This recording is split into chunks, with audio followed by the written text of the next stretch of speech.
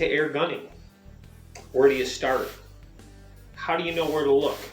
And do you really know what you're looking at or looking for? These are some basic questions if you want to get into the airgun hobby. Most of us get into the airgun hobby simply because we shot an airgun and we realized how powerful they could be, and we thought that they were kids' toys. We thought that there was no way an airgun could possibly be powerful until we saw someone else's that was powerful and experienced for ourselves. Is buying a powerful airgun the way to start? Well, if you're an avid shooter of regular firearms, sure, of course it is. Is going out and buying a powerful air gun a good way of getting into air gunning? Probably not. I think you need a little more education before you go out and buy one, just like you need education on a firearm before you just go out and purchase one. You need to be at least knowledgeable in the basics. Gun safety is the first most important thing, as with any air rifle or real firearm. Second is maintenance of it. And third is longevity. Longevity plays a crucial role in what you're paying. And when you get into the airgun world, the very first thing, once you become acclimated to the guns yourself and maintenance and proper safety, is the very first thing that you need to look at is not your feet per second. It's not your energy. It's going to be accuracy. Because nothing else matters if you don't have accuracy. As you all know out there that are in this game, if it's not accurate, you throw it in the garbage. It's no good. It's no good. Can't hit your target. It's no good. We covered that a little bit on the last video with the Sig Sauer MPX. But I digress a little bit. So where do you want to start? You want to get into air gunning, where do you want to start? Do you want to start at a 177? Do you want to start at 22? Where do you want to start? Well, honestly, they're two very good choices, for sure. Personally, I like the cost effectiveness of a 177. Although you're not going to get the foot-pounds, you're not going to get that energy, you will get quite a bit of speed, but your accuracy will suffer for longer ranges simply because it is so light it can't carry the energy through the air and the elements that are affecting it, such as wind and things like that. Even barometric pressures play in when it comes to very light pellets. Now 22 has a great range of grains available, where as long as you've got a gun that's putting out good energy, you can get the pellet down target for sure. You can get it down range and on target. But you need a gun that's going to produce some foot-pounds for you to do that. Again, pay no attention to the feet per second. You need the energy coming out of that gun to propel that heavy pellet. When you get into your other calibers, your 30, and you start jumping up to 25 and 30 calibers, you're going to be, by nature of the beast, you're going to be into more powerful guns that will produce more energy. And this simply goes without saying because you can't push a heavy grain pellet without having the energy to push it. So basically it boils down to cost. When you start getting into your higher calibers, especially with your big bore rifles, the costs start increasing dramatically. Some say it's even too dramatic, and I agree with that. I think the cost of air gunning above a certain caliber, say a 30 cal and up, is kind of ridiculous because the technology isn't new. The technology's been there forever, and it doesn't cost any more to produce that particular air gun than it does a real firearm, and our real firearms are much cheaper for certain calibers, depending on, of course, what you're getting in the brand. But there's a lot of alternatives. And there's some inexpensive guns that shoot just as good, if not better, than expensive guns. Hassan makes some great break barrel guns. As you know, they make the 30 caliber break barrel that puts out a lot of foot-pounds of energy for a break barrel. Why, myself, I haven't experienced one. Others who have used it really do swear by it. I have no reason to doubt them. I'd love to review one. I'd love to have one. But that gives you an idea. Now your high-powered, and we're going to say, I use this term loosely, PCP rifles, because they're, like we said before, they're all PCP rifles. Air rifles and gas rifles are all PCP rifles. They're all pneumatically charged. But your high-powered, so we're going to do this now. We're going to go say HPA. Really, they're HPAs, and that's a specific term for air. Your high-powered HPA rifles, where they have to have that quality is that they build up a lot of internal pressures in the gun themselves. And so you have to have quality internals with quality seals to maintain those pressures. There's a lot that goes into those guns, for sure. But the technology is not new. It's not advanced. There's nothing to it. They're not coming out with anything that's groundbreaking, for sure. It's the same technology, just rearranged in different ways. And I'm waiting for a company out there to come out with something that is groundbreaking, that's earth-shattering, for us to go, whoa, what do you have? And I'm sure it's going to happen. I'm sure it's going to happen. It just seems like in the airgun world, they're always following the firearm trends and trying to design guns after them. Well, and I really think they need to go into their own direction and start setting some of their own trends. That would be the right thing to do.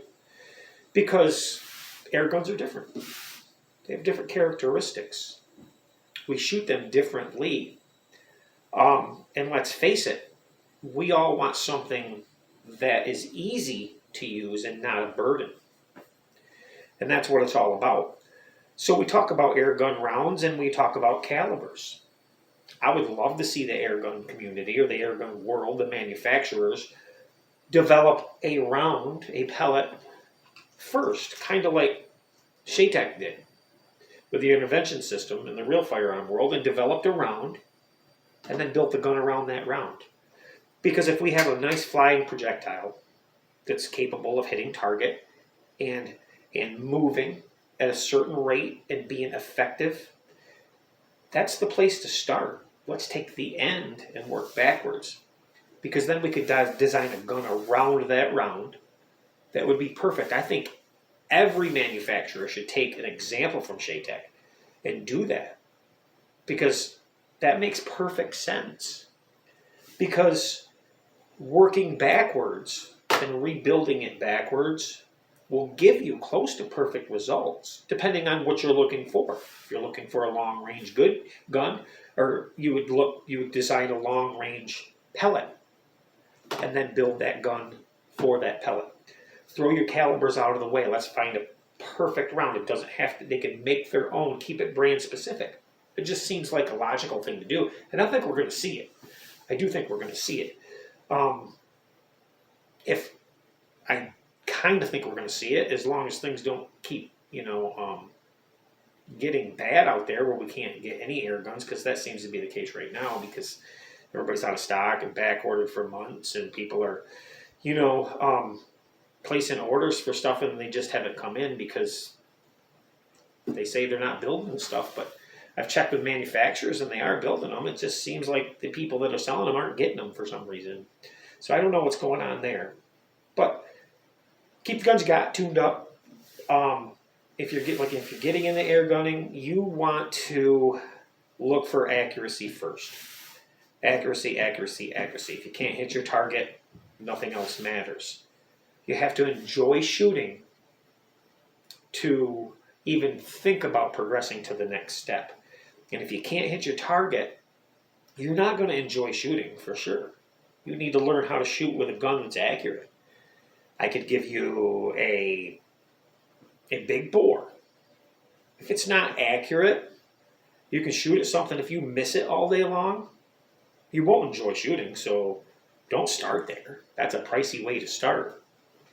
Because it's a crapshoot in some of these guns, and we all know that. It's a crapshoot, and everybody has their own opinions, but, you got to be used to, and, your big bores have some recoil. They act differently. The ammunition flies differently. It's all a different world as we progress up. So I say start small, 177, 22, and progress up. Enjoy your hobby, get into your hobby slowly. You'll learn a lot and you'll learn it quickly.